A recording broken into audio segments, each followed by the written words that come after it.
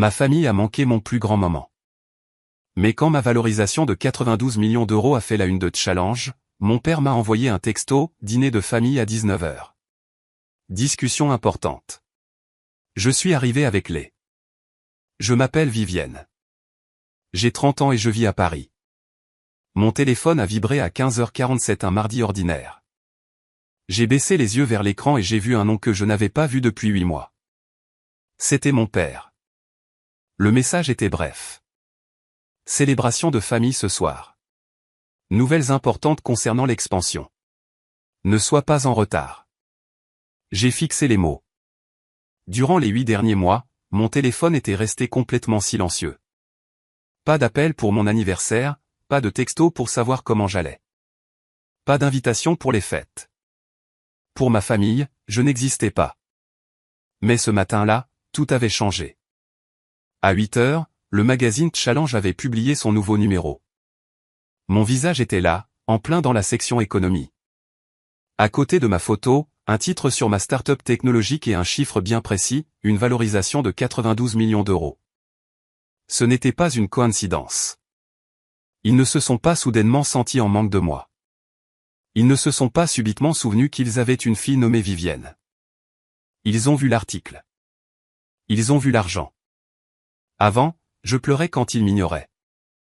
Je suppliais pour avoir ne serait-ce qu'un peu de leur attention. Mais en fixant ce texto, je n'ai pas ressenti de tristesse. J'ai ressenti du froid. Ils pensent inviter leur fille discrète et désespérée à dîner. Mais ils ont tort. Ils invitent un compte en banque. Et ils n'ont aucune idée que cette banque est sur le point de fermer. Je m'appelle Vivienne. J'ai 30 ans. Pour comprendre pourquoi j'ai ressenti ce froid en lisant le texto de mon père, il faut comprendre la nuit de la pluie. Il faut comprendre la nuit où j'ai enfin cru que j'avais réussi. C'était il y a 2 ans. C'était le soir de l'annonce de ma levée de fonds de série B. Dans le monde des startups, c'est une étape capitale. Cela signifie que des investisseurs sérieux croient en vous. Cela signifie que vous n'êtes plus seulement une rêveuse. Vous êtes une actrice majeure. J'avais sécurisé 20 millions d'euros de financement. C'était la chose la plus difficile que j'ai jamais accomplie. J'avais travaillé 18 heures par jour pendant des mois. J'avais mangé des nouilles instantanées et dormi sur le sol de mon bureau. J'avais présenté mon projet à des salles remplies d'hommes qui me regardaient comme si j'étais une petite fille perdue dans une bibliothèque. Mais je l'ai fait. J'ai gagné. Je voulais fêter ça. Mais je ne voulais pas faire la fête avec des inconnus. Je voulais les gens qui étaient censés m'aimer. J'ai réservé un salon privé à l'Orangerie, le restaurant le plus cher de la ville. C'était le genre d'endroit que mes parents adoraient. Il y avait des nappes blanches, des verres en cristal et des serveurs en smoking. J'ai commandé le meilleur vin. J'ai commandé le plateau de fruits de mer que ma mère adore. J'ai commandé le filet de bœuf dont mon père parle toujours. Je me suis assise là à 19 h. Je portais une nouvelle robe. Elle était bleue. Je me souviens de la couleur parce que j'ai passé 1 heure à la choisir. Je voulais avoir l'air d'avoir réussi. Je voulais qu'ils me regardent et me disent « Beau travail, Vivienne. Nous sommes fiers de toi ». À 19h15, le salon était vide. J'ai vérifié mon téléphone. Aucun texto. J'ai dit au serveur « Ils sont juste un peu en retard. Il y a des embouteillages ». Le serveur a hoché la tête. Il était gentil. Il m'a versé un verre d'eau. À 19h45, j'ai envoyé un texto à ma mère. Salut maman. Tout va bien? Je suis au restaurant. Elle n'a pas répondu tout de suite. J'ai regardé autour de moi dans le salon vide. Il y avait 6 chaises. Une pour moi, une pour maman, une pour papa, une pour mon frère aîné, Jérôme, une pour mon frère cadet, Théo, et une pour l'oncle Geoffroy, qui se joignait toujours à nous s'il y avait un repas gratuit. 5 chaises vides. Elles ressemblaient aux dents d'une bouche qui se moquait de moi. À 20 h, mon téléphone a vibré. C'était un texto de Jérôme. Je peux pas venir, Vivi. Un imprévu avec les enfants. Bois un verre à ma santé. Je savais que Jérôme n'avait pas les enfants ce soir-là. C'était le week-end de son ex-femme. Il mentait. Mais je n'ai rien dit. J'ai juste répondu, d'accord, la prochaine fois. 10 minutes plus tard, maman a enfin répondu, oh, ma chérie, j'ai une migraine épouvantable. Je ne peux pas bouger. Je suis tellement désolé. Prends des photos de la nourriture. J'ai fixé l'écran. Ma poitrine s'est serrée. J'ai ouvert Instagram. Je n'aurais pas dû le faire, mais je l'ai fait. J'ai cliqué sur la story de ma cousine. Il y avait une vidéo postée 5 minutes plus tôt. Elle montrait une fête. Il y avait de la musique forte et, en arrière-plan, il y avait ma mère. Elle tenait un verre de martini. Elle riait. Elle n'avait pas l'air d'avoir une migraine. Elle avait l'air en parfaite forme. Elle était à la soirée de lancement de la carrière d'influenceur de Théo. Théo, mon petit frère, l'enfant prodige. Il avait décidé la semaine dernière qu'il allait devenir un influenceur lifestyle. Il n'avait pas de travail. Il n'avait pas de projet. Mais il avait une fête. Et mes parents avaient choisi sa fête plutôt que mon succès à 20 millions d'euros. Mon père n'a même pas envoyé de texto. Il n'est tout simplement pas venu. Je suis restée assise dans ce magnifique et coûteux salon pendant encore 1 heure. Le serveur est revenu. Il avait l'air mal à l'aise. « Souhaitez-vous commander le dîner, madame ?» a-t-il demandé doucement. J'ai regardé les 5 chaises vides. J'ai regardé le plateau de fruits de mer qui fondait. « Non », ai-je dit. Ma voix semblait faible. « Juste l'addition, s'il vous plaît. » J'ai payé la note. C'était 400 € pour de la nourriture que personne n'a mangée. Je suis sorti sous la pluie. Je suis resté sur le trottoir et j'ai laissé l'eau abîmer ma coiffure. J'ai laissé la pluie ruiner la robe bleue. J'ai pleuré, mais sans un bruit. J'ai juste laissé les larmes se mélanger à la pluie pour que personne ne puisse voir la différence. Ce n'était pas la première fois. C'était juste la fois qui m'a brisé. Le schéma avait existé toute ma vie. Il était inscrit dans chaque anniversaire et chaque événement scolaire. Quand j'avais 10 ans, j'ai gagné le concours scientifique régional. J'avais construit un modèle fonctionnel de système de filtration d'eau. J'étais si fier. La cérémonie de remise des prix avait lieu un samedi. Nous ne pouvons pas y aller, Vivienne, avait dit mon père, sans même lever les yeux de son journal. Théo a son match de foot.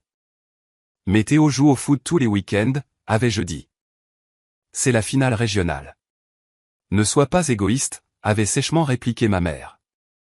Ton frère a besoin de notre soutien. Il est le capitaine de l'équipe. Ils sont allés au match de foot. L'équipe de Théo a perdu. Théo a pleuré et ils lui ont acheté une glace pour le consoler.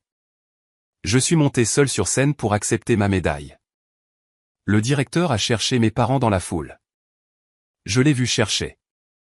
J'ai vu la pitié dans ses yeux quand il a réalisé que personne n'était là pour moi. J'ai souri, mais mon visage me faisait mal. J'ai pris la médaille et je l'ai mise dans ma poche. Je ne la leur ai jamais montrée. Ils n'ont jamais demandé. Quand j'ai eu mon diplôme universitaire, ils sont partis plus tôt parce que l'oncle Geoffroy s'ennuyait. Quand j'ai lancé ma première entreprise, j'ai demandé un petit prêt à mon père. Juste 5 000 € pour acheter un serveur. Vivienne, a-t-il soupiré comme si je demandais la lune. Les affaires, c'est risqué. Tu es une fille. Tu devrais trouver un bon mari. Je ne peux pas jeter l'argent par les fenêtres pour un passe-temps. 2 semaines plus tard, il a acheté à Jérôme un nouveau pick-up d'une valeur de 40 000 €. Jérôme l'a accidenté 1 mois plus tard. Papa a juste ri et a dit, les garçons resteront toujours des garçons. Il ne me détestait pas. La haine aurait été plus simple. S'il m'avait détesté, cela aurait signifié que je comptais assez pour provoquer une émotion. Non, il s'en fichait, tout simplement. J'étais le meuble. J'étais le bruit de fond. J'étais la valeur sûre. Vivienne, celle qui ne causait pas de problème. Celle qui n'avait besoin de rien. Ils m'ont puni pour mon indépendance parce que je n'avais pas besoin de leur aide. Ils ne m'ont donné aucun amour. Parce que Théo et Jérôme étaient des catastrophes qui nécessitaient d'être constamment renfloués. Ils recevaient toute l'attention. Alors, quand j'ai vu ce texto aujourd'hui, 8 mois après le début du traitement silencieux, je n'ai pas ressenti d'espoir. Je me suis souvenu de la pluie. Je me suis souvenu des chaises vides à l'orangerie. Je me suis souvenu du concours scientifique. Je me suis souvenu du chèque pour le pick-up. J'ai réalisé qu'ils n'appelaient pas parce que leur fille leur manquait. Ils appelaient parce que le passe-temps dont ils s'étaient moqués valait maintenant 92 millions d'euros. Ils appelaient parce qu'ils avaient faim. Et ils pensaient que j'étais le repas. Je me suis tenu devant le miroir de mon appartement. Je devais choisir quoi porter. Mon dressing est plein de vêtements maintenant. J'ai des tailleurs sur mesure. J'ai des chemisiers en soie. J'ai des chaussures qui coûtent plus cher que ma première voiture. Je pourrais m'habiller comme la PDG que je suis. Je pourrais entrer là-bas couverte de diamants et leur montrer exactement à quel point j'étais devenu riche. J'ai attrapé une robe de créateur rouge. Le tissu était comme de l'eau entre mes mains. Elle criait le pouvoir. Puis je me suis arrêté. Non. Si j'entrais en ayant l'air d'être l'argent personnifié, ils seraient sur leur garde. Ils verraient un requin. Il fallait qu'ils voient une souris.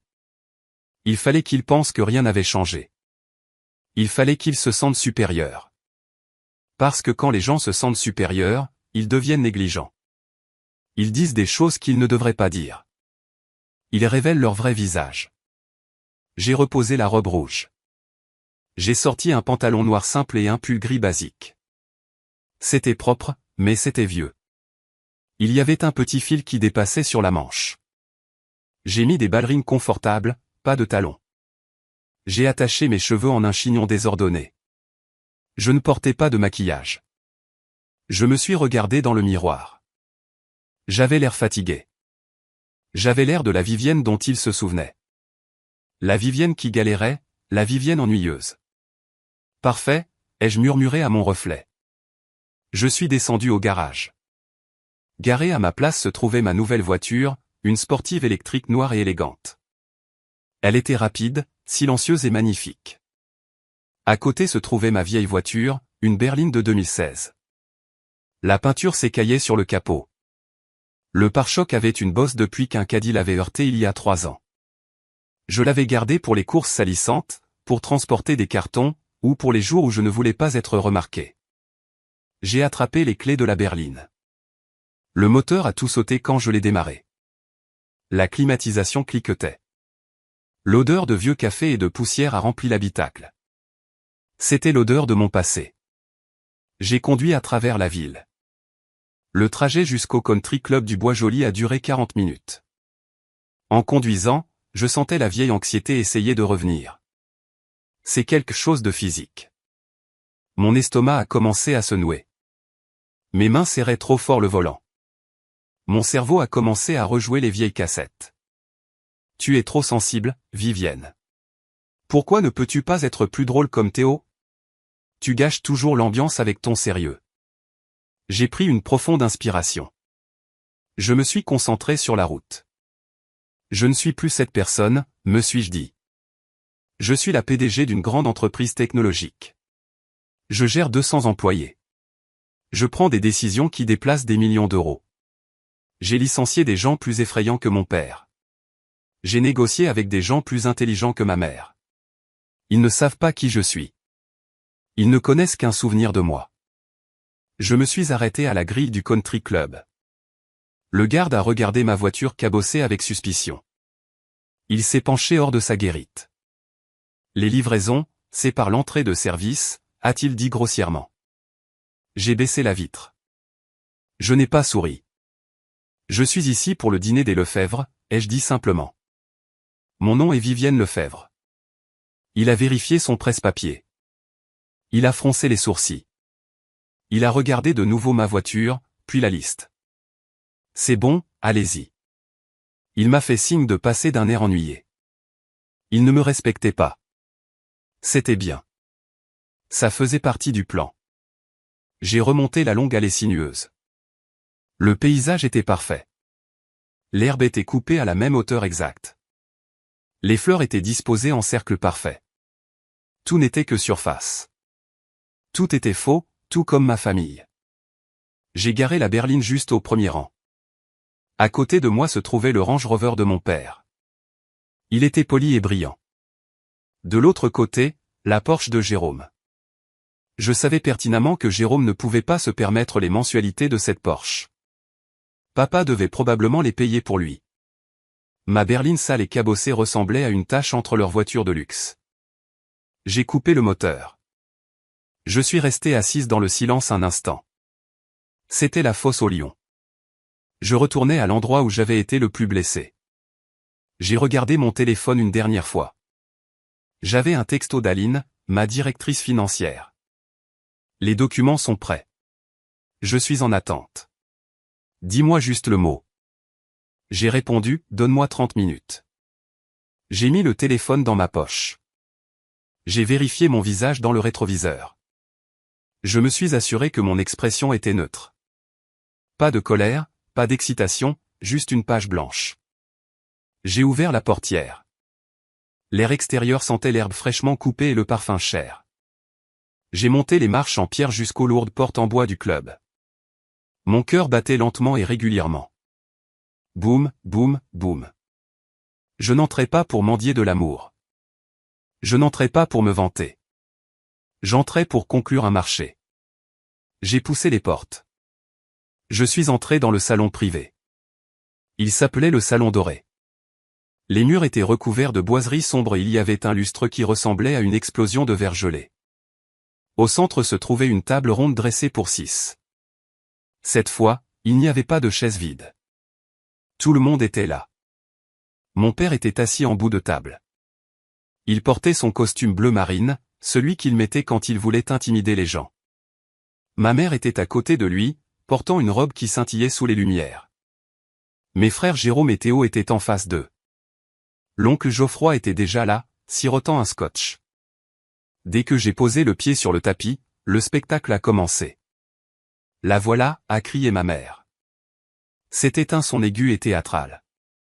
Elle s'est levée si vite que sa chaise a raclé bruyamment le sol. Elle s'est précipitée vers moi. Avant même que je puisse dire bonjour, elle m'a entouré de ses bras. Elle sentait le parfum cher et la laque. Son étreinte était serrée, presque suffocante. C'était une étreinte pour le public, pas pour une fille. Elle m'a tenu 3 secondes de trop. Tu nous as tellement manqué, Vivi, a-t-elle dit en reculant pour me regarder. Elle a utilisé le surnom Vivi. Elle ne m'avait pas appelé comme ça depuis que j'avais 6 ans. D'habitude, c'était juste Vivienne Houé. Salut, maman, ai-je dit. Ma voix était calme. Je ne l'ai pas étreinte en retour. J'ai juste laissé mes bras pendre le long de mon corps. Elle n'a pas remarqué où elle s'en fichait. Elle m'a guidé jusqu'à la table comme si j'étais un poney de concours qu'elle exhibait. Regardez qui a trouvé le temps de venir nous voir, a claironné mon père. Il s'est levé et m'a tendu la main. Mon père est un homme imposant. Il aime vous serrer la main jusqu'à ce que ça fasse mal pour montrer qu'il est le mâle alpha. J'ai pris sa main. Sa poigne était dure. J'ai serré en retour, tout aussi fort. Il a eu l'air surpris une fraction de seconde, ses yeux s'écarquillant, mais il a ensuite masqué cela par un rire bruyant. Assieds-toi. Assieds-toi, a-t-il dit. On a déjà commandé le champagne, du Dom Pérignon. Que le meilleur pour ce soir. Je me suis assise entre Jérôme et l'oncle Geoffroy. Jérôme m'a regardé. Il avait des cernes sous les yeux. Son costume avait l'air cher, mais sa cravate était de travers. Salut, sœurette, a-t-il dit avec un sourire en coin. Joli pull. Tu l'as acheté chez Monoprix. Jérôme l'a grondé maman, mais elle souriait. Ne taquine pas ta sœur. Elle est économe. C'est comme ça que les riches restent riches, n'est-ce pas, Vivienne? Quelque chose comme ça, ai-je dit. J'ai déplié ma serviette et l'ai posée sur mes genoux. Le serveur est arrivé avec le champagne. Il a fait sauter le bouchon avec un léger pop. Il a versé le liquide doré dans les flûtes hautes. Mon père a levé son verre. À la famille, a-t-il dit, et au succès. À la famille, ont-ils tous répété en écho. J'ai levé mon verre, mais je n'ai pas bu. Je les ai observés. Ils buvaient avidement. Alors, a dit Théo, qui regardait son téléphone, faisant défiler TikTok. Il n'a même pas levé les yeux vers moi. J'ai vu l'article. 92 millions. C'est fou. C'est une valorisation, Théo, ai-je dit calmement. Ce n'est pas de l'argent liquide à la banque. Ça veut dire que les investisseurs pensent que l'entreprise vaut autant. N'empêche, a dit mon père en agitant la main. C'est impressionnant. Qui l'eût cru? Notre petite Vivienne discrète à la tête d'un empire technologique. C'est une plateforme logistique, papa, ai-je dit. Pas juste un empire technologique. Nous optimisons les chaînes d'approvisionnement pour le transport maritime mondial. Bien sûr. Bien sûr, a-t-il dit, n'écoutant manifestement pas. Des trucs d'ordinateur. Très intelligent. J'ai toujours su qu'elle avait ça en elle. L'oncle Geoffroy a aspiré sa boisson. Je te l'avais dit, n'est-ce pas, Jean-Pierre? J'ai dit, cette fille, c'est une bosseuse. Elle a l'éthique de travail des Lefebvre. J'ai failli rire. L'oncle Geoffroy n'avait pas travaillé un seul vrai jour depuis 20 ans. Il vivait d'une rente que mon grand-père avait mise en place. L'éthique de travail des Lefebvre dont il parlait n'existait pas. Mon père avait hérité de son entreprise. Jérôme avait reçu un poste pour lequel il n'était pas qualifié. Théo ne travaillait pas. J'étais la seule à avoir bâti quelque chose à partir de rien. Mais ce soir, il réécrivait l'histoire. Ce soir, mon succès était soudainement un trait de caractère des Lefebvre. Nous sommes si fiers, a dit maman. Elle a tendu la main par-dessus la table et m'a tapoté la mienne. Sa main était froide. Je racontais ça aux filles au club aujourd'hui. Ma Vivienne et Dante Challenge. Elles étaient si jalouses. C'était ça. C'était ça, la monnaie d'échange. Elles se fichaient de mon travail acharné. Elles se souciaient de pouvoir se vanter auprès de ses amis. J'étais un accessoire pour sa vie sociale, comme un nouveau sac à main. Alors, Jérôme s'est penché. Ça fait quoi d'être la riche de la famille? Je ne me sens pas différente, ai-je menti? Allons, Harry Jérôme. Tu as dû t'acheter quelque chose de cool. Un bateau, une maison sur la Côte d'Azur. Non, ai-je dit. J'ai réinvesti la plupart du capital dans l'entreprise. Nous embauchons 50 nouveaux ingénieurs le mois prochain. La table est devenue silencieuse un instant. Ils avaient l'air déçus. Ils voulaient entendre parler de yacht et de Ferrari. Ils voulaient entendre parler de dépenses parce que c'est ce qu'ils comprenaient. Ils ne comprenaient pas le fait de construire. Eh bien, papa s'est éclairci la gorge. C'est très responsable. Ennuyeux, mais responsable. Les entrées sont arrivées. Cocktail de crevettes, huîtres, tartare. C'était un festin. Mangez, a dit papa. C'est moi qui régale ce soir. Il l'a dit fort pour que le serveur l'entende. C'est moi qui régale. Comme si payer le dîner était un grand geste. Pendant que nous mangions, ils ont parlé d'eux. Théo a parlé de sa marque. Il avait 50 000 abonnés maintenant. Il s'est plaint que l'algorithme le shadowbannait. Tu devrais me laisser faire la promotion de ton application, a dit Théo, en mâchant la bouche ouverte. Je pourrais te rapporter tellement de téléchargements. On pourrait faire une collab, une réduction familiale, évidemment. Mon application est pour le transport de fret commercial, Théo, ai-je dit. Je ne pense pas que tes abonnés cherchent à déplacer 20 tonnes d'acier à travers le Pacifique. Théo a levé les yeux au ciel. T'es tellement terre à accent grave terre, Vivi. C'est une question de vide. Jérôme a parlé du stress au bureau. Il travaillait pour l'entreprise d'hôtel-motel de papa. Les syndicats sont un cauchemar, a-t-il grommelé. Ils veulent tout, des pauses, des heures supplémentaires. C'est impossible de faire des bénéfices. Je savais pertinemment que Jérôme quittait généralement le bureau à 14 heures pour aller jouer au golf. Maman a parlé des rénovations de la maison du lac. Elle était contrariée parce que le carrelage en marbre italien qu'elle avait commandé n'était pas de la bonne nuance de blanc. C'était coquille d'œuf, Vivienne, a-t-elle dit, me regardant avec de grands yeux tragiques. Et j'avais spécifiquement demandé de l'ivoire. Tu imagines? Ça a l'air terrible, ai-je dit, en gardant mon visage impassible. Ça l'est, a-t-elle soupiré. Plus personne n'est compétent. Personne n'est fier de son travail. J'ai coupé dans mon steak. Il était parfaitement cuit, mais il avait le goût de carton. Il me traitait comme une vieille amie. Il riait, m'incluait dans les blagues, me versait plus de vin dans mon verre. Si un étranger regardait notre table, il verrait une famille heureuse et aisée profitant d'un dîner un mardi. Mais je voyais les fissures. Je voyais la façon dont papa vérifiait sa montre toutes les 5 minutes. Je voyais comment le sourire de maman disparaissait instantanément quand elle pensait que personne ne regardait. Je voyais comment Jérôme tapait nerveusement du pied sous la table. Ils étaient anxieux. Ils se dépêchaient de finir les banalités. Ils étaient gentils, mais c'était un effort. C'était comme regarder de mauvais acteurs essayant de se souvenir de leur texte. Ils me passaient de la pommade. Ils amadouaient la cible. J'ai décidé de les aider un peu. Je voulais voir leur argumentaire. Je voulais voir exactement combien ils pensaient que je valais. J'ai posé ma fourchette. J'ai essuyé ma bouche avec la serviette. Alors, ai-je dit, en regardant directement mon père. Le texto disait que vous aviez des nouvelles importantes concernant une expansion. L'atmosphère dans la pièce a changé instantanément. Les rires ont cessé. La mastication s'est arrêtée. Papa a redressé sa cravate. Il s'est assis plus droit. Il a échangé un regard rapide avec maman. C'était un regard répété.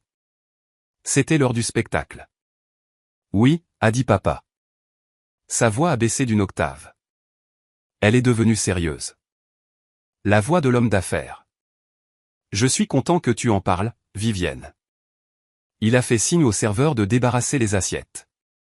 Nous avons une opportunité passionnante, a-t-il commencé. Quelque chose qui va changer la trajectoire de cette famille pour toujours. Je me suis adossé à ma chaise. J'ai croisé les bras. Je vous écoute, ai-je dit. Le serveur a enlevé la dernière assiette et a fermé la lourde porte, nous laissant seuls dans le silence du salon doré. Mon père a attrapé un attaché-caisse en cuir noir à côté de sa chaise. Il l'a posé sur la table avec un bruit sourd. Il a ouvert les loquets, clac, clac, et a sorti un épais dossier brillant. Il l'a fait glisser sur la nappe blanche vers moi. La couverture montrait l'image d'un bâtiment futuriste et étincelant. On aurait dit un palais de verre et de cèdre. Des palmiers avaient été ajoutés autour avec Photoshop. En lettres dorées en bas, on pouvait lire « Le complexe hôtelier et spa Lefebvre, une nouvelle ère ». « Ouvre-le », a-t-il insisté. J'ai ouvert le dossier. À l'intérieur, il y avait des rendus architecturaux, des diagrammes circulaires et des paragraphes remplis de mots à la mode comme luxe, exclusif et synergie. Tu sais, la chaîne d'hôtel-motel est l'épine dorsale de cette famille depuis 40 ans, a dit papa. Il a joint ses mains sur la table. Ton grand-père a construit le premier. J'ai construit les 5 suivants. Mais le marché change, Vivienne. Les gens ne veulent plus de motels. Ils veulent des expériences. Il a pointé un doigt épais vers le dessin du palais de verre. C'est l'avenir, a-t-il dit. Nous allons prendre la propriété phare près de l'autoroute, le vieil hôtel Lefebvre, et la raser. Nous allons construire un complexe de bien-être 5 étoiles, avec des spas, des restaurants bio, des studios de yoga, à 400 € la nuit. Ça va être magnifique, a ajouté maman. Ses yeux brillaient. Nous allons avoir un jardin de méditation. C'est moi qui le conçois. C'est une victoire garantie, a renchéri Jérôme. Nous avons fait l'étude de marché. La démographie est parfaite. J'ai regardé les papiers. Je n'ai pas regardé les jolies images. J'ai regardé les chiffres dans les coins.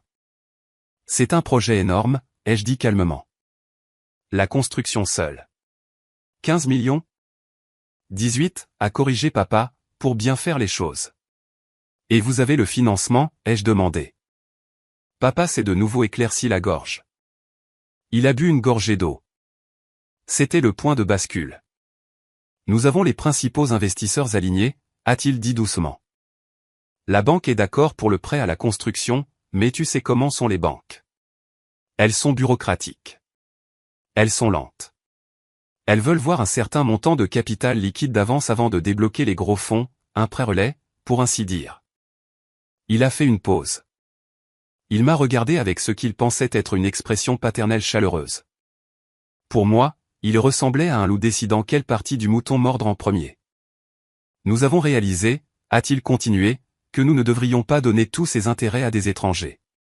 Nous devrions garder ça en famille. Nous voulons t'offrir la chance de faire partie de cela. En faire partie, ai-je demandé. Nous avons besoin d'un prêt relais, a dit Jérôme, allant droit au but. Pour effacer les anciennes dettes et commencer les travaux. Combien, ai-je demandé. Papa m'a regardé droit dans les yeux. 1,5 million d'euros. 1,5 million d'euros. La pièce était d'un silence de mort. Ils me regardaient tous. Maman tordait sa bague. Théo avait enfin posé son téléphone. 1,5 million d'euros, ai-je répété lentement. C'est un prêt, a dit papa rapidement. Avec intérêt. Nous te rembourserons dans, disons, 2 ans, à 6% d'intérêt. C'est mieux que ce que tu obtiendrais sur un compte d'épargne. C'est un investissement dans ton héritage, Vivi, a dit maman doucement. Ce complexe, ce sera quelque chose que nous laisserons à nos petits-enfants. Ne veux-tu pas participer à sa construction? Et franchement, a marmonné l'oncle Geoffroy, c'est la chose à faire. La famille t'a soutenu quand tu as commencé. Maintenant que tu as réussi, il est temps de rendre l'appareil. J'ai senti une pointe de colère aiguë dans ma poitrine, mais je l'ai réprimée. La famille m'a soutenu. J'ai pensé à la fois où j'ai demandé 5 000 € et papa m'a dit de trouver un mari. J'ai pensé aux nouilles instantanées. J'ai pensé au silence. Vous avez dit que la banque est d'accord, ai-je demandé. J'ai gardé ma voix neutre. J'ai tourné une page du dossier. Oh, absolument, a dit papa. Ils adorent le projet. Ils ont juste besoin que nous montrions un peu d'implication financière. C'est la procédure standard. Quelle banque, ai-je demandé. Papa a cligné des yeux. La Première Banque Nationale. Nous sommes avec eux depuis des décennies. Et ils sont d'accord avec les taux d'occupation actuels, ai-je demandé. Jérôme s'est agité sur sa chaise. L'occupation est. C'est saisonnier. C'est un peu en baisse, mais c'est pour ça que nous changeons de stratégie. Le modèle du motel est mort.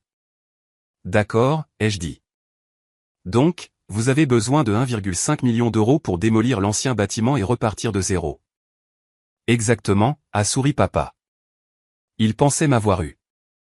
Il pensait que j'étais la fille naïve qui voulait juste plaire à papa. Il pensait que le chéquier était déjà en train de s'ouvrir. C'est une évidence, Vivienne. Et regarde, nous pourrions aller voir des investisseurs extérieurs. Nous avons des gens qui nous supplient d'entrer dans ce projet, mais ta mère et moi en avons discuté. Nous avons dit, non, donnons à Vivienne le droit de premier refus. Nous voulions t'honorer. M'honorer, ai-je dit platement. Oui, a dit maman. Nous sommes si fiers de toi. Et de cette façon, nous pourrons tous être partenaires. Une véritable entreprise familiale. Il se penchait en avant maintenant, les prédateurs sentant le sang. 1,5, ai-je répété. Et vous en avez besoin quand? Avant la fin du mois, a dit papa, pour respecter le calendrier. C'est très bientôt, ai-je dit. Les affaires vont vite, Vivienne, a dit papa avec condescendance. Tu sais ça. Tu dois être décisive. Je suis décisive, ai-je dit. J'ai fermé le dossier brillant. J'ai posé mes mains dessus. J'ai quelques questions, ai-je dit. Bien sûr, a dit papa avec un geste magnanime de la main. Demande ce que tu veux. Vous avez dit que la banque est la Première Banque Nationale, ai-je dit. Et vous avez dit que le taux d'occupation est juste un peu en baisse. Et vous avez dit que l'entreprise est l'épine dorsale de la famille. Oui, oui et oui, a dit papa en souriant. J'ai fouillé dans mon sac. Je n'ai pas sorti de chéquier. J'ai sorti une fine tablette grise. Je l'ai allumée. L'écran brillait d'une lueur bleue dans la pièce sombre. C'est drôle, ai-je dit en tapotant l'écran. Parce que j'ai fait quelques recherches avant de venir. Les registres publics sont des choses fascinantes. Le sourire de papa s'est légèrement effacé. Que veux-tu dire, a-t-il demandé. Eh bien, ai-je dit en faisant défiler un document. Selon le greffe du tribunal de commerce, la Première Banque Nationale n'a pas approuvé de prêt à la construction. En fait, ils ont déposé un avis de défaut de paiement contre l'hôtel Lefebvre il y a 3 mois. Le silence qui a suivi n'était pas un silence d'anticipation. C'était le silence d'une bombe qui venait d'atterrir sur la table, mais qui n'avait pas encore explosé. C'est un malentendu, a balbutié papa.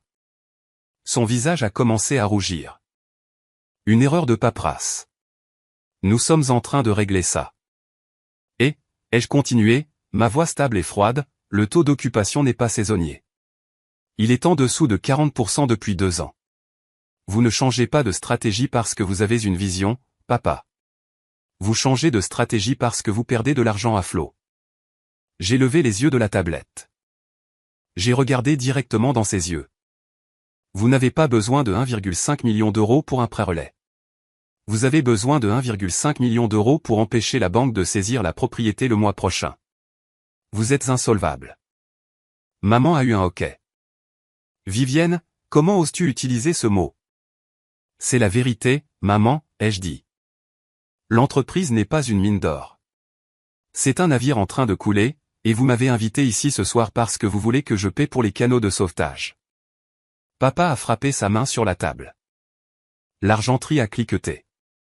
Ça suffit, a-t-il crié. La fausse chaleur avait disparu.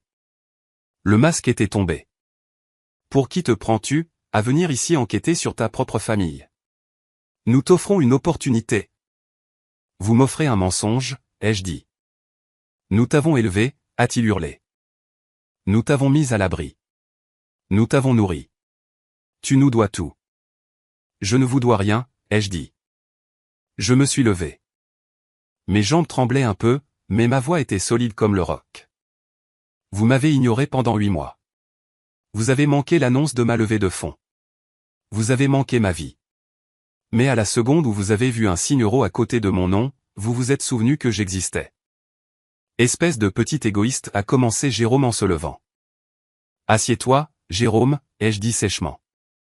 L'ordre dans ma voix était si puissant qu'il s'est effectivement rassis, l'air choqué. Je n'ai pas fini, ai-je dit. Je les ai tous regardés. La peur dans leurs yeux remplaçait la colère. Ils ont réalisé que je savais. Ils ont réalisé que le jeu était terminé. Vous vouliez parler affaires, ai-je demandé. D'accord, parlons affaires. De vraies affaires, pas de ce complexe hôtelier fantaisiste. J'ai tapoté mon oreillette. Aline, ai-je dit dans le microphone. Tu peux entrer. Les lourdes portes du salon doré se sont rouvertes. Ma directrice financière, Aline, est entrée. Elle portait un tailleur gris impeccable et tenait une épaisse pile de documents juridiques.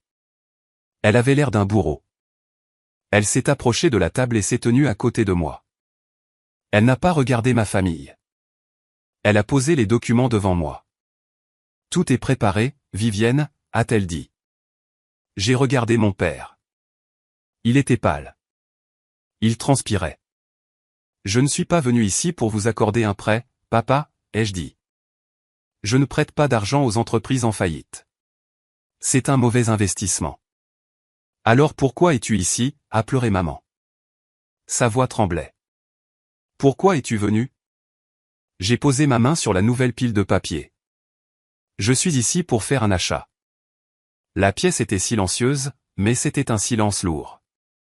C'était le son d'une respiration retenue. Mon père fixait la pile de papier sous ma main. Il avait l'air d'un homme qui avait vu un fantôme. D'une certaine manière, c'était le cas. Il voyait le fantôme de ses propres échecs qu'il avait tant essayé d'enterrer. Aline se tenait à côté de moi, silencieuse et professionnelle. Elle était mon témoin. Elle était mon bouclier. J'ai ouvert le dossier qu'elle m'avait donné. Ce n'était pas la brochure brillante et colorée que mon père m'avait montrée. Il n'y avait pas de photos de palmiers ou d'instructeurs de yoga souriants. C'était en noir et blanc. C'était des colonnes de chiffres, des privilèges fiscaux et des dépôts au tribunal. C'était l'autopsie de l'entreprise familiale Lefebvre. Vous avez dit que l'entreprise est l'épine dorsale de cette famille, ai-je dit, ma voix stable. J'ai pris la première feuille de papier. Mais une épine dorsale est censée vous soutenir.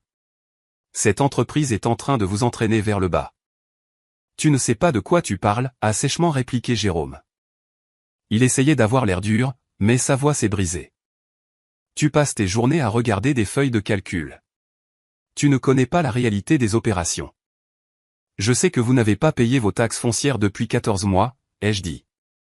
J'ai fait glisser le document fiscal sur la table. Il s'est arrêté juste devant l'assiette de Jérôme. Le fisc a déjà mis un privilège sur le terrain. C'est un registre public, Jérôme. Les opérations n'ont pas d'importance si vous ne possédez pas le sol sur lequel vous vous tenez. Jérôme a baissé les yeux sur le papier. Il ne l'a pas touché. Il avait l'air de penser que ça pourrait le brûler. La trésorerie est tendue, a grogné papa. Il a agité la main avec dédain. C'est une baisse temporaire. L'économie est faible. Une fois que nous aurons le prêt-relais, la première chose que nous ferons sera de régler les impôts. C'est la procédure standard. Est-ce une procédure standard d'emprunter de l'argent à un prêteur privé à 18% d'intérêt, ai-je demandé. J'ai sorti le document suivant. Vous avez contracté une deuxième hypothèque il y a 3 ans, ai-je dit. Pas auprès de la première banque nationale, mais d'un groupe de capital investissement de Lyon connu pour ses prêts prédateurs. Vous avez utilisé la valeur du terrain pour payer. Quoi donc? J'ai fait semblant de parcourir la page même si j'avais mémorisé chaque ligne. Ah, oui. Des primes de direction et des mises à niveau du parc de véhicules.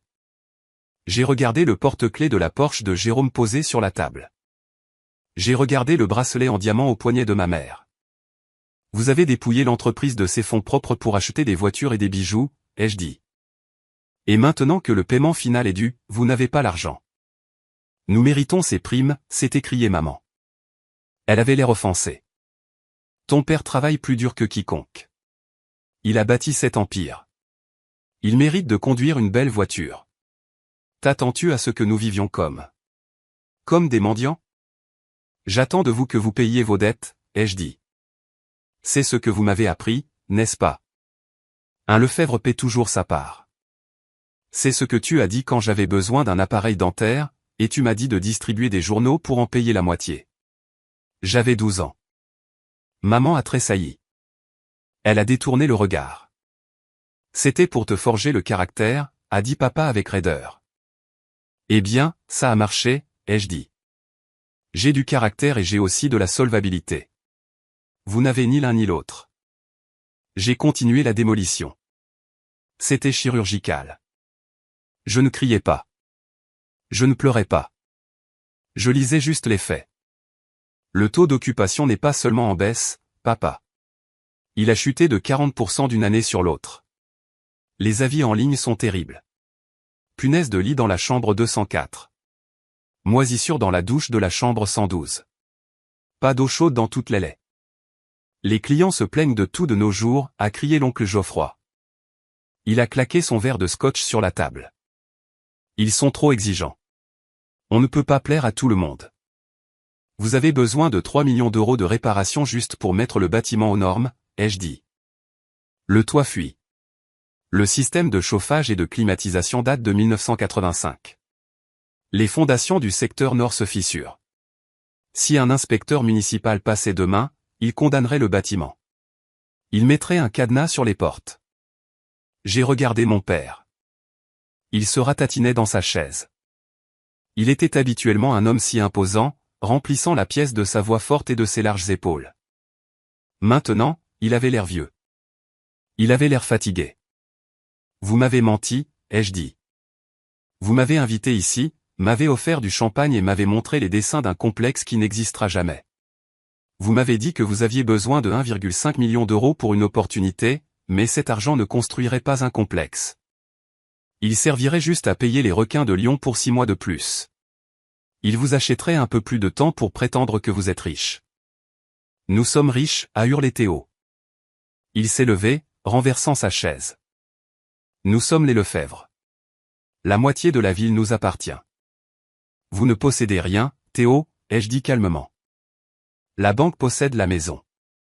Le prêteur de Lyon possède l'hôtel, et les sociétés de cartes de crédit possèdent tout le reste. J'ai regardé le dossier du complexe qu'il m'avait donné. C'est un fantasme, ai-je dit. C'est un navire en train de couler peint en or. Et vous vouliez que je monte à bord et que je m'enchaîne au pont. Ce n'est pas un navire en train de couler, a rugi papa. Il n'en pouvait plus. La vérité lui faisait trop mal. C'est une passe difficile. Toutes les entreprises en ont. Tu te crois si intelligente avec ton application et ton capital risque. Tu as eu de la chance. Tu ne sais pas ce que c'est de trimer pendant 40 ans. Je sais exactement ce que c'est, ai-je dit. Je le sais parce que je vous ai observé. Je vous ai observé négliger l'entreprise pendant que vous jouiez au golf. Je vous ai observé promouvoir Jérôme au détriment de managers compétents juste parce qu'il porte votre nom. Je vous ai observé ignorer les changements du marché parce que vous étiez trop arrogant pour apprendre de nouvelles choses. Je me suis penché en avant. Les chiffres ne mentent pas papa, vous êtes insolvable. Vous êtes insolvable depuis 18 mois. Vous avez déshabillé Pierre pour habiller Paul. Et maintenant, Paul est à la porte avec une masse. Le visage de papa était violet. Il respirait fort. Alors c'est ça, a-t-il craché. Tu viens ici, tu nous humilies. Tu agites tes papiers. Tu te crois meilleur que nous. Je ne me crois pas meilleur, ai-je dit. Je me crois honnête. Et je crois que je suis la seule à cette table qui sache vraiment comment gérer une entreprise. Alors aide-nous, appelez des mamans. Sa stratégie a instantanément basculé de la colère à la supplication. Elle a de nouveau tendu la main vers la mienne, mais je l'ai retirée. Vivienne, s'il te plaît. Si nous n'obtenons pas cet argent, nous perdons tout. La maison, l'adhésion au club, les voitures. Nous ne serons rien. Vous ne serez pas rien, maman, ai-je dit. Vous serez juste normaux, comme tout le monde. Je ne peux pas être normal, a-t-elle sangloté. Je ne peux pas. Que vont dire les gens? Le scandale. Vivienne, tu ne peux pas laisser ça arriver. Tu as 92 millions d'euros. C'est de l'argent de poche pour toi. Fais juste le chèque, s'il te plaît. Pour ta mère. Je l'ai regardé. J'ai vu les larmes couler sur son visage. C'était de vraies larmes, mais elles n'étaient pas pour moi. Elle ne pleurait pas parce qu'elle m'avait blessé. Elle ne pleurait pas parce qu'elle avait manqué ma vie. Elle pleurait parce qu'elle avait peur de perdre son statut. Elle pleurait pour son adhésion au country club. Les 92 millions ne sont pas de l'argent liquide, maman, ai-je dit. Je te l'ai déjà dit. Et même si c'était le cas, pourquoi investirais-je dans une mauvaise affaire? Parce que nous sommes une famille, a-t-elle hurlé. Le mot est resté en suspens dans l'air. Famille. C'était le mot qu'ils utilisaient toujours comme une arme. Quand ils voulaient quelque chose, ils étaient une famille. Quand j'avais besoin de quelque chose, j'étais une étrangère. J'ai regardé une dernière fois la pile de papier, la preuve de leur cupidité et de leur incompétence. C'est ça le problème, ai-je dit doucement. Vous pensez que famille signifie que vous avez droit à mon travail? Vous pensez que ça veut dire que vous pouvez me traiter comme de la saleté pendant 30 ans et ensuite m'encaisser comme un ticket de loterie? J'ai fermé le dossier. L'argumentaire est terminé, ai-je dit. Mon refus a frappé la pièce comme un coup physique. Pendant quelques secondes, personne n'a bougé. Le serveur, qui avait tourné près de la porte, est sagement sorti et l'a fermée hermétiquement. Nous étions enfermés. Puis l'explosion a eu lieu. Espèce de petite ingrate. C'était Jérôme. Il s'est jeté en avant, frappant des poings sur la table. Les verres à vin ont tremblé. Du vin rouge s'est renversé sur la nappe blanche, s'étalant comme une tache de sang. Jérôme, a crié maman, mais elle ne l'a pas arrêté. Tu te crois si spécial, a hurlé Jérôme. Son visage était tordu et laid. Tu crois que parce que tu as fait la couverture d'un magazine, tu peux nous prendre de haut? Tu n'es rien. Tu as toujours été une petite cinglée bizarre et silencieuse. Papa aurait dû te mettre à la porte à 18 ans. C'est ce qu'il a fait, ai-je dit calmement. Je suis parti le lendemain de ma remise de diplôme parce que personne ne m'a demandé de rester. Nous t'avons nourri, a crié papa. Il était maintenant debout, dominant la table. Il a pointé un doigt tremblant vers moi. Nous t'avons habillé. Nous avons payé tes études. J'ai payé mes études, les jeux corrigés. J'avais une bourse et je cumulais 3 emplois. Tu m'as envoyé un chèque de 500 € une fois. Il était sans provision. Tu agis comme si tu avais été maltraité, a hurlé papa. Nous t'avons donné une belle vie. Nous t'avons donné une maison dans un beau quartier. Et voilà comment tu nous remercies, en nous laissant nous noyer. Je ne vous laisse pas vous noyer, ai-je dit. Vous êtes déjà sous l'eau. Je refuse juste de sauter avec vous. C'est 1,5 million d'euros, Vivienne, a crié Théo. Il ressemblait à un enfant à qui on venait de dire qu'il ne pouvait pas avoir un jouet. Ce n'est rien pour toi. Tu es juste méchante. Tu fais ça pour nous punir. Je ne vous punis pas, ai-je dit. Je prends une décision commerciale, de la même manière que vous avez pris la décision commerciale de sauter l'annonce de ma levée de fonds. De la même manière que vous avez pris la décision commerciale d'ignorer mes textos pendant 8 mois. C'est différent, a gémi maman.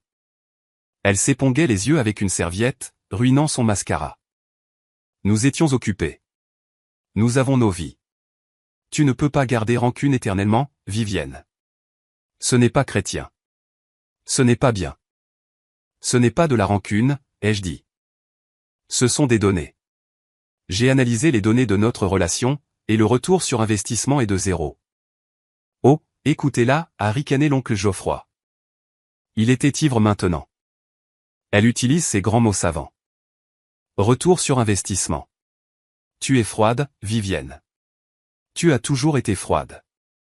Un bloc de glace. Pas étonnant que tu n'aies pas de mari. Aucun homme ne veut d'une femme qui compte ses sous comme une avare. L'insulte était censée me piquer. Il y a des années, elle l'aurait fait. Il y a des années, j'aurais pleuré. Je me serais excusé.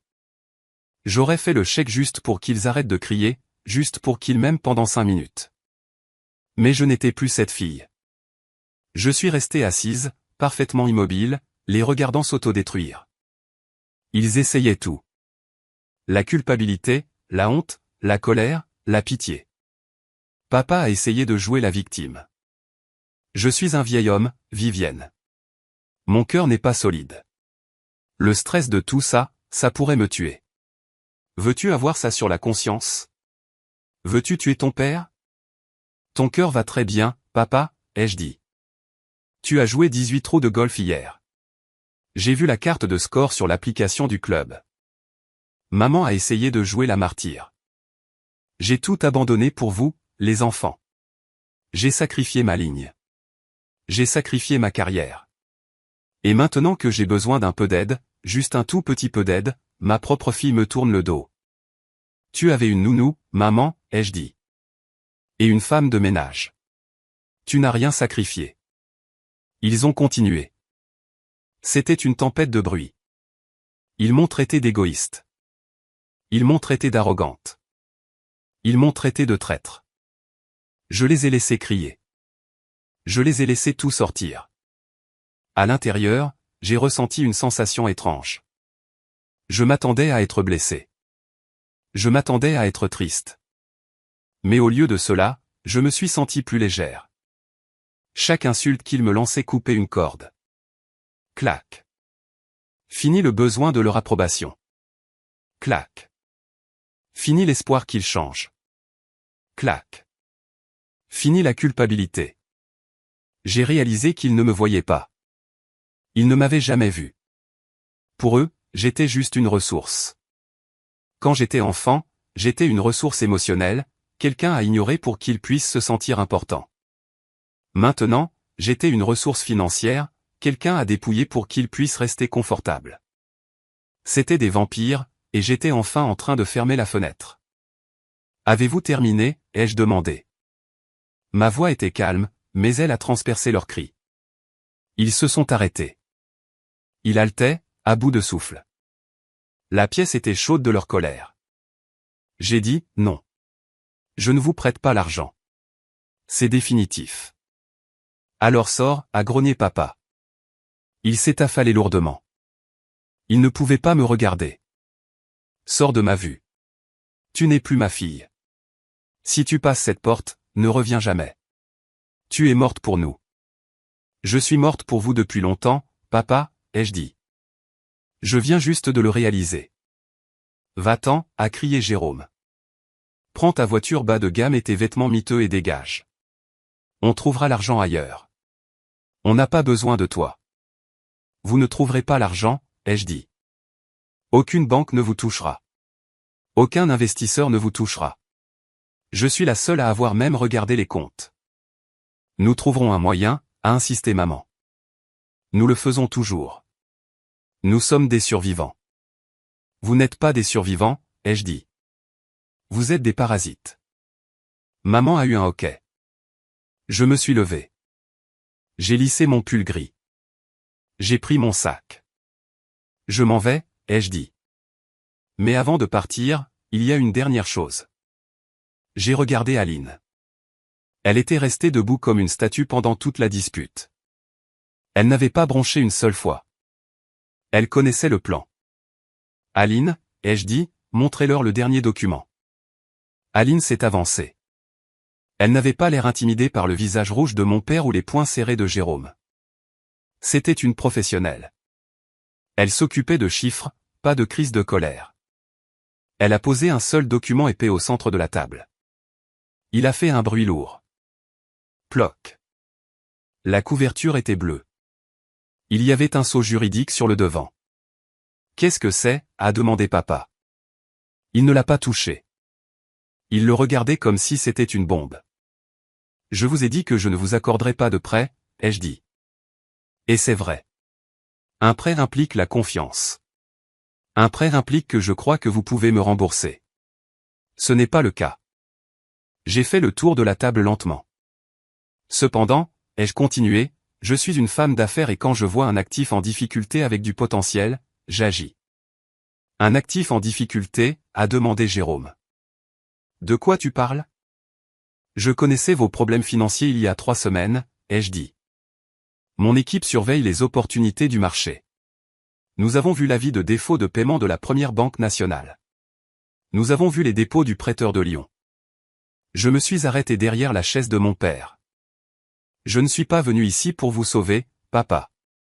Je suis venu ici pour vous saisir. Papa s'est retourné sur sa chaise. Tu ne peux pas saisir. Tu ne détiens pas la dette.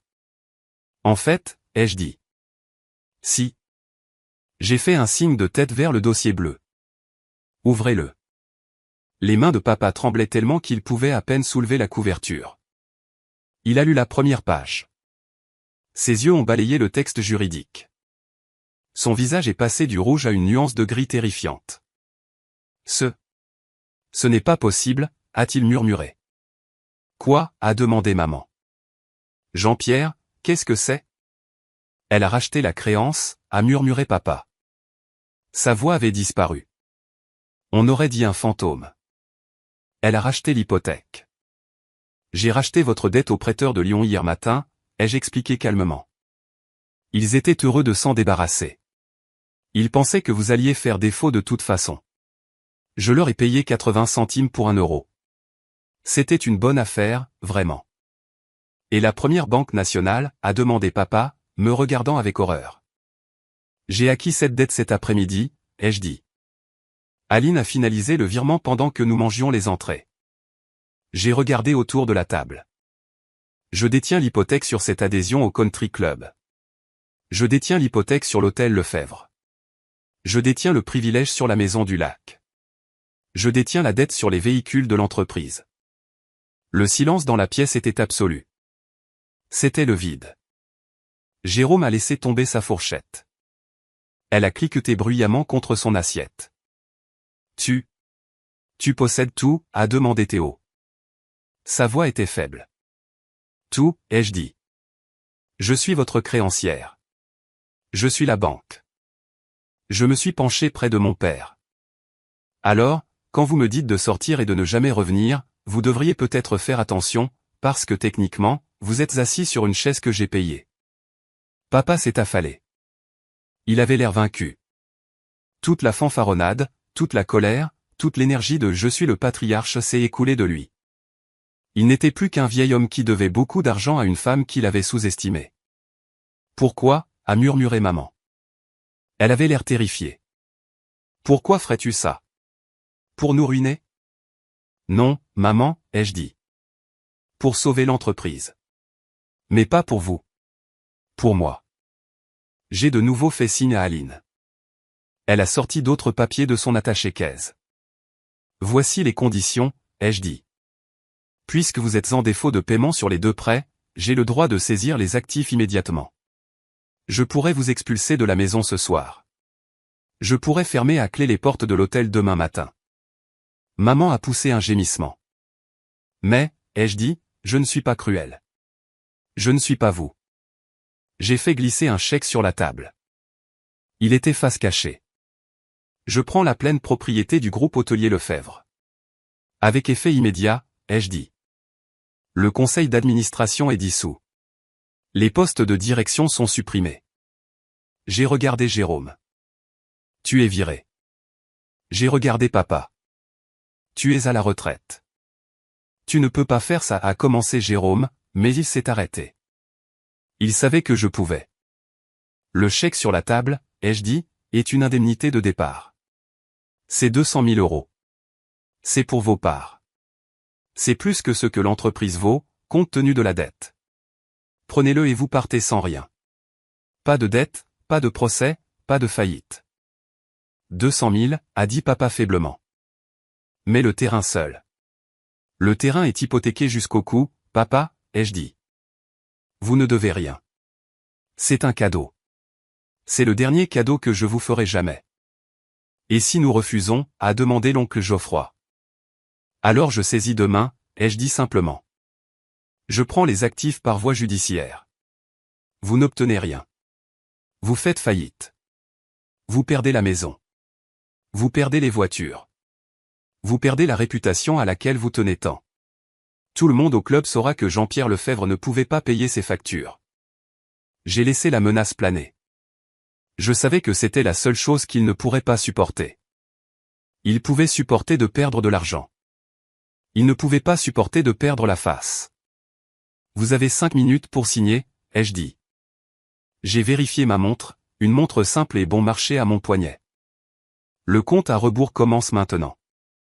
Je me suis approché de la fenêtre et j'ai regardé le terrain de golf. Il faisait nuit dehors. Je pouvais voir mon reflet dans la vitre. J'avais l'air calme. J'avais l'air forte. Derrière moi, j'ai entendu les bruits de ma famille qui s'effondraient. J'ai entendu maman pleurer doucement. J'ai entendu Jérôme jurer à voix basse. J'ai entendu le crissement d'un stylo sur le papier. Ils étaient en train de céder leur empire à la fille qu'ils avaient oubliée. Je ne me suis pas retourné. Je n'avais pas besoin de voir ça. Je savais déjà comment cette histoire se terminait. J'ai attendu que le bruit du stylo cesse. Je me suis retourné. Mon père tenait le stylo. Sa main tremblait si fort que la pointe du stylo tapotait contre le papier comme un battement de cœur nerveux. Toc. Toc, toc. Il a levé les yeux vers moi une dernière fois. Il n'y avait plus de colère dans ses yeux. Il n'y avait que du désespoir. Il ressemblait à un homme au bord d'une falaise, réalisant que le sol s'était déjà effondré sous ses pieds. Vivienne, a-t-il coassé. S'il te plaît. L'héritage. Le nom des Lefebvre. Le nom est en sécurité, papa, ai-je dit froidement. Je garde le nom. Je change juste la direction. Il a regardé ma mère. Elle fixait la nappe, pleurant en silence. Elle lui a fait un petit signe de tête presque invisible. Elle savait. Elle savait que le jeu était terminé. S'ils ne signaient pas, ils affronteraient l'humiliation d'une saisie publique. Ils seraient traînés devant les tribunaux. Leurs amis du club liraient leur faillite dans le journal du dimanche. Pour des gens comme mes parents, la pauvreté est effrayante, mais l'embarras est fatal. Papa a de nouveau regardé le papier. Il a appuyé le stylo. Il a signé son nom, Jean-Pierre Lefebvre. C'était un gribouillis désordonné. On aurait dit une capitulation. Il a repoussé le papier comme s'il était contaminé. Il a laissé tomber le stylo. C'est fait, a-t-il murmuré. Aline s'est immédiatement avancée. Elle a vérifié la signature. Elle a tamponné le document. Elle a placé une copie de l'accord contresigné sur la table. Merci, a dit Aline. Sa voix était dénuée d'émotion. Le transfert de propriété est juridiquement contraignant à compter de cet instant. Je suis retourné à la table. J'ai pris le chèque, l'indemnité de départ de 200 000 euros. Je l'ai tendu à mon père. Tenez, ai-je dit. Il ne l'a pas pris. Il fixait juste ses mains. Jérôme l'a arraché. Il a regardé le chiffre. La cupidité luttait contre la panique dans ses yeux. 200 000, a marmonné Jérôme. C'est 50 000 chacun. C'est rien. Ça n'achète même pas un studio. C'est 200 000 de plus que ce que vous aviez il y a 5 minutes, ai-je dit. Et Jérôme, il a levé les yeux vers moi. Tu dois rendre les clés de la Porsche, ai-je dit. Ce soir. Quoi? Jérôme s'est levé, son visage devenant pâle. Non, pas question. J'ai besoin de ma voiture. Comment suis-je censé rentrer chez moi? Prends un Uber, ai-je dit. La Porsche est un véhicule de fonction. L'entreprise m'appartient, et je ne laisse pas les anciens employés conduire les actifs de l'entreprise. Tu ne peux pas faire ça, a geint Théo. Et mon argent de poche? Et la rente? La rente était investie dans la chaîne d'hôtels, Théo, ai-je dit. Papa l'a vidée il y a 5 ans pour payer les réparations du toit. Il ne te l'a pas dit? Théo a regardé papa avec horreur. Tu as dépensé mon argent? Papa n'a pas répondu. Il était affalé dans sa chaise, fixant le vide.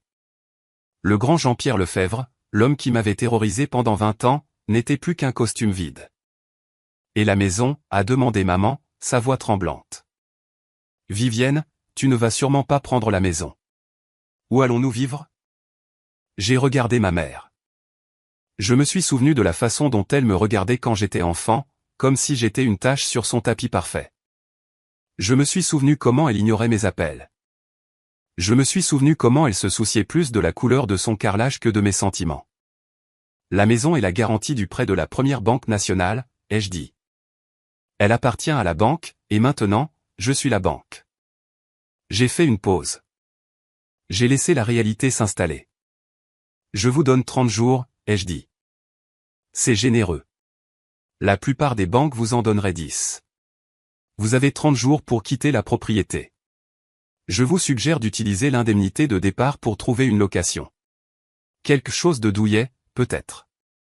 Une location, a haleté maman. Elle a agrippé ses perles. Je ne peux pas vivre en location. Que vont dire les filles? Dites-leur que vous réduisez votre train de vie, ai-je suggéré.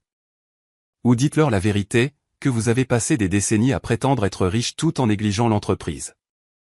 L'oncle Geoffroy, qui était silencieux depuis la menace de faillite, s'est soudainement levé. Il a un peu vacillé. Tu es un monstre, m'a-t-il craché. Un monstre au cœur de pierre. La famille est censée rester soudée. La loyauté? Qu'est-il arrivé à la loyauté? La loyauté est une voie à double sens, oncle Geoffroy, ai-je dit. Vous étiez loyal à l'argent. Pas à moi.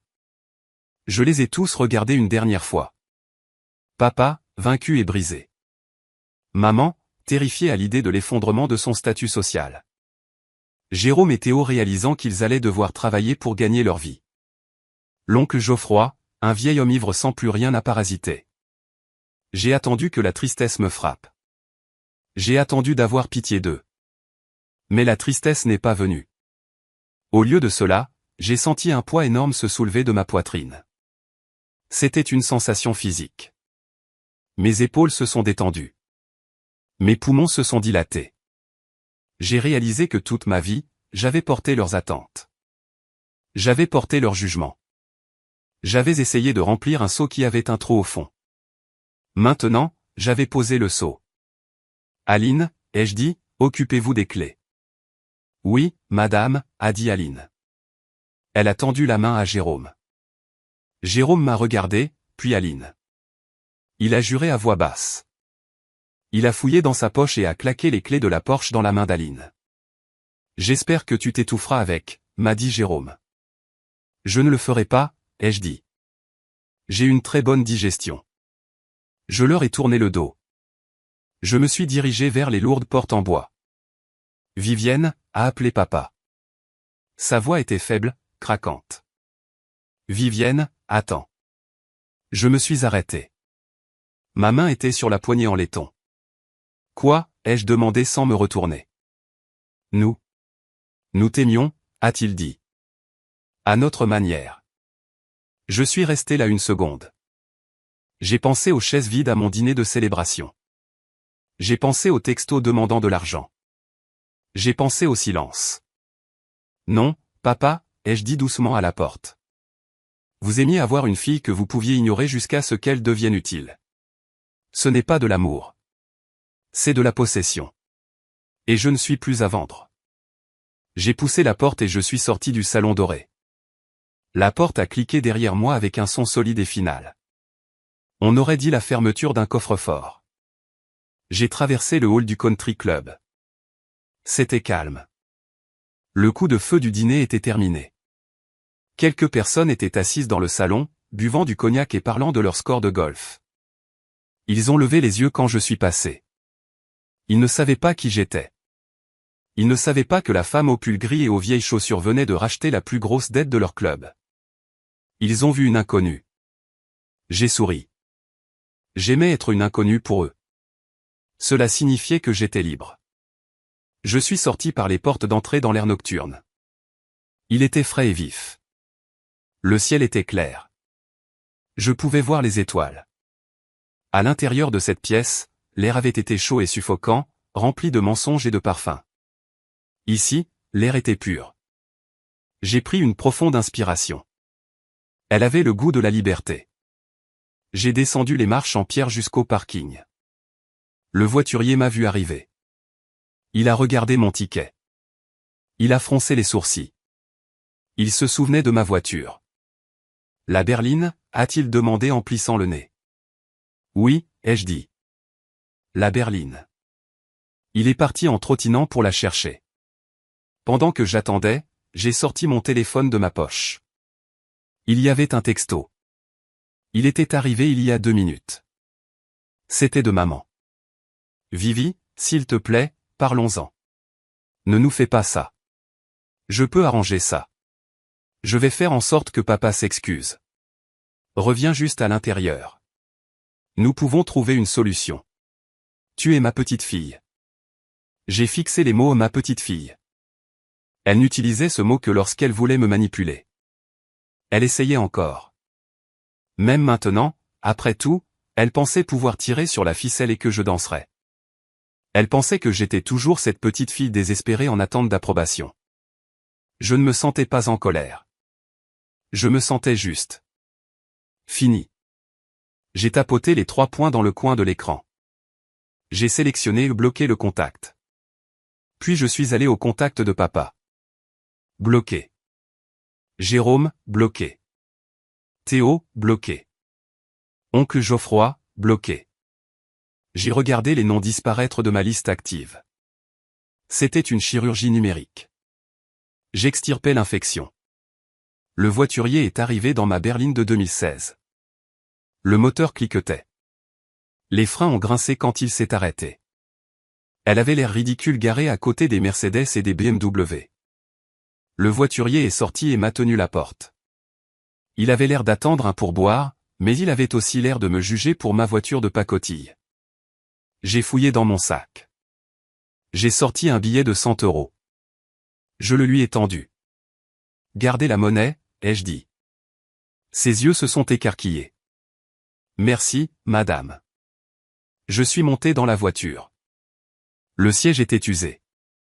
Le volant s'écaillait un peu. Elle était imparfaite. Elle était vieille, mais elle était à moi. Je l'avais achetée avec mon propre argent. J'avais payé l'essence. J'avais payé l'assurance. Je ne devais pas un centime à qui que ce soit pour cette voiture. J'ai démarré le moteur. Il a rugi. J'ai descendu la longue allée sinueuse, passé les parterres de fleurs parfaits, passé la grille de sécurité. J'ai tourné sur la route principale. J'ai baissé les vitres. J'ai laissé le vent fouetter mes cheveux autour de mon visage. J'ai pensé à ce que je laissais derrière moi. Je laissais derrière moi un héritage familial bâti sur des mensonges. Je laissais derrière moi le besoin d'être assez bien pour des gens qui n'ont jamais été assez bien pour moi. Je laissais derrière moi la honte d'être le mouton noir. J'ai pensé à ce qui m'attendait, mon entreprise, mes employés qui me respectaient, ma propre maison, mon avenir. J'ai réalisé que la vengeance, ce n'est pas de blesser les gens qui vous ont blessé. Ce n'est pas de crier, de se battre ou de les faire souffrir. La vraie vengeance, c'est simplement d'être heureux sans eux. La vraie vengeance, c'est de réaliser que vous n'avez pas besoin d'eux. La vraie vengeance, c'est de devenir si entier, si complet qu'ils cessent tout simplement d'avoir de l'importance. Ils n'étaient plus que des notes de bas de page, de petits gribouillis tristes au bas de la page de ma vie. J'ai monté la radio. Une chanson que j'aimais passait. J'ai commencé à fredonner. J'ai regardé une dernière fois dans le rétroviseur. Les lumières du country club s'estompaient au loin. Ce n'était plus que de minuscules points de lumière dans le noir. Puis j'ai ramené mes yeux sur la route devant moi. Les phares fendaient l'obscurité, éclairant le chemin. Je n'étais plus la victime. Je n'étais plus la fille invisible. Je n'étais plus la banque. J'étais Vivienne. Et pour la première fois de ma vie, je conduisais ma propre voiture, sur ma propre route, allant exactement là où je voulais aller. Avez-vous déjà dû vous éloigner de quelqu'un pour vous sauver ?